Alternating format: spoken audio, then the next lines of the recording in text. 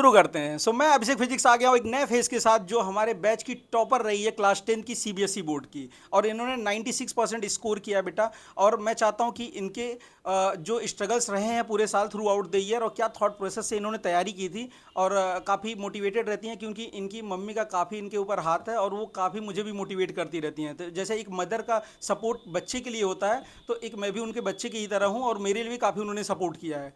मैं सिद्धि से बात करना चाहता हूँ। ठीक है। हेलो एवरीवन, मेरा नाम है Siddhi Singh and I scored 96 from CBSE board.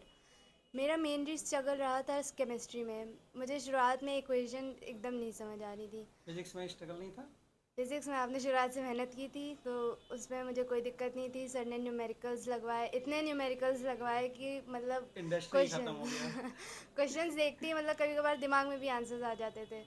तो मैथ्स में भी मुझे दिक्कतें थी, पर जैसे स्टैंडर्ड मैथ्स लिया था तो गौरव सर ने भी बहुत हार्ड वर्क किया हम लोग पे। चेतन सर ने तो एक ही चैप्टर बहुत बार पढ़ाया बहुत है बार पढ़ा है। बहुत बार पढ़ाया, तो उसके वजह से मतलब एक कहते हैं कि रट भी जाता है, पर जो समझ आता है वो मतलब आप चीज़ भूल नहीं सकते, उन्होंने वैसा पढ़ाया है। और स्ट्रेस नहीं लेना एकदम भी। मैंने भी मतलब साल में मैं ऐसा नहीं कि मैं एकदम रटूट होता थी कि मैं पूरे पूरे दिन पढ़ रही हूँ। 2 ही 3 घंटे पढ़ती थी, पर जमकर पढ़ती थी। सॉलिड वाला। 2 घंटे यहाँ कोचिंग में और 2 3 घंटे सेल्फ स्टडी, तो उससे बहुत फ़र्क पड़ता है। और अब जैसे जिसको जो भी टाइम सूटेबल हो, चाहे सुबह मॉर्निंग में, शाम में या रात में, उस टाइम जो भी आपको टाइम पसंद हो उस टाइम जम कर पढ़िए। ये है, मुझे रात में समझ आता है तो मैं रात में, मुझे 2 बज जाए 3 बज जाए, मैं पढ़ के ही सोती थी। मतलब खत्म करके ही सोना हाँ। था। मतलब ये इस तरह की स्टूडेंट थी जो मैंने पूरे साल देखा था कि मैं न्यूमेरिकल बोल रहा हूँ, जनरली मैं बोल के ही लिखाता हूँ, असाइनमेंट जो देता ही हूँ। ठीक है। तो मैंने बोला था इस तरह न्यूमेरिकल, जैसे मैं न्यूमेरिकल बोलता था, ये गिवन पार्ट लिख के और न्यूमेरिकल ही लिखना छोड़ देते, तो मुझे क्योंकि लगता था यार पता नहीं एग्जाम में लोग क्या करेंगे, बट जो प्रॉपर टेस्ट सीरीज चले उसमें इनके स्कोर सबसे ज़्यादा आते थे। ठीक है। मतलब उन स्टूडेंट्स में से थी जिसमें सबसे अच्छा स्कोर करती थी। टेस्ट सीरीज से क्या क्या फ़ायदा मिला था, आप बता सकती हो बेटा? टेस्ट सीरीज़ तो मेन था, मतलब उसने इतना ज़्यादा इफ़ेक्ट किया है मेरे पे। मुझे आंसर्स मतलब जैसे एग्ज़ाम में होता है कि एक टाइम लिमिट के अंदर ही लिखना रहता है, उसने बहुत हेल्प की। टाइम लिमिट के अंदर मेरे आंसर्स हो जाते थे। दोस्तों के साथ भी रहती थी, अगर जैसे टेस्ट हो गया नहीं समझ आया, अपने दोस्तों के साथ डिस्कस कर लिया, सर थे तो बहुत हेल्प मिली। हर रोज़ आके टेस्ट देना, मतलब उससे बहुत ज़्यादा ही इफ़ेक्ट पड़ा। अपना क्या कहते हैं, time to time score check करते रहना कि आपने कितनी प्रोग्रेस की है कितनी नहीं, तो वो डे बाय डे पता चलती रहती थी। और कमेंट जो लिख के देते थे? हाँ, वो तो बहुत ज़्यादा सर हर उस कॉपी में कमेंट लिख के देते थे कि कहाँ इम्प्रूव करना है, कहाँ आप सही हो, और कहाँ पे मतलब आपको ऐसी कंसिस्टेंसी अपनी बनाए रखनी है। लास्ट में ओके लिख देते थे, कुछ कुछ को डांट भी देते थे कमेंट में, तो कुछ लोग को बुरा भी लग जाता था कि पता नहीं क्या होगा, इम्प्रूवमेंट होगा कि नहीं। और कुछ गार्जियन ऐसे भी थे कि जो काफ़ी टाइट थे बच्चों के ऊपर, लेकिन इनकी इनकी फैमिली काफ़ी सिक्योर थी कि मतलब मेरी बच्ची तो करेगी, और मुझे भी भरोसा था इस बच्ची के ऊपर कि ये करेगी ही। ठीक है। तो मतलब मेरे सारे बच्चे काफ़ी अच्छा किए हैं, और मैं चाहता हूँ कि एक बार और बेटा आप आगे के लिए क्या प्लान है इसके बारे में बताएंगे बेटा? मुझे जेई में मेन फोकस है, मेरा मेन गोल अभी मेरा जेई है।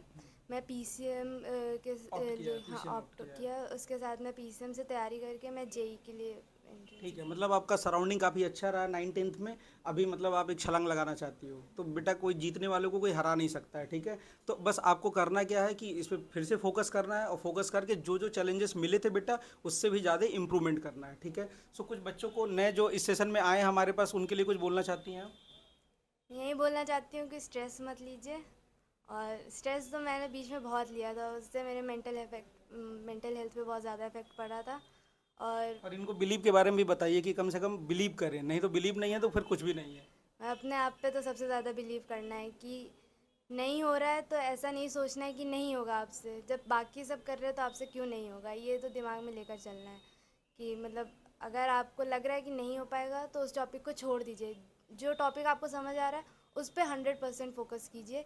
कि एक टॉपिक छूट गया तो ज़रूरी नहीं एग्ज़ाम में उससे आएगा कि नहीं, 1 2 मार्क्स से आ गया ठीक है, पर अगर जिस टॉपिक से आपको आ रहा है उसी को अच्छे से प्रिपेयर कीजिए कि अगर उससे क्वेश्चन आ गया तो आपके 100% उसमें आप अटेम्प्ट कर पाएँ उसको।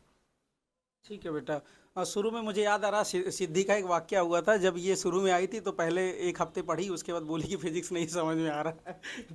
तो उसके बाद मैंने कहा यार ऐसा क्या हो गया जो नहीं समझ में आ रहा। उसके बाद मैंने क्या किया कि करीब 15-10 दिन के बाद मैंने कोशिश किया कि बहुत सारा मेहनत करने की कोशिश किया और न्यूमेरिकल्स को नंबर ऑफ न्यूमेरिकल्स को बढ़ाया। तो वहाँ से क्या हुआ कि बच्ची का मतलब एक होता है ना कि पॉजिटिव रिस्पॉन्स आने लगा। तो मुझे एक हुआ कि कभी कभी बड़ी इनसिक्योरिटी होती है कि कोई बच्चा बोलते नहीं समझ में आ रहा है मेहनत के बाद, तो बच्ची ने किया और करके दिखा दिया। सो मैं इस बैच में बच्ची ने काफ़ी डेडिकेशन दिखाया और इनके साथ में जो ग्रुप था इनका काफ़ी अच्छा वो भी था और एक पूरे साल पॉजिटिव रिस्पॉन्स देखने को मिला। सो मैं चाहता हूँ जो भी आने वाले बच्चे हैं 10th में वो भी इसी डेडिकेशन के साथ पढ़ते रहें और अपने ऊपर भरोसा करें और टीचर्स के ऊपर भी भरोसा करें। So thank you all of you.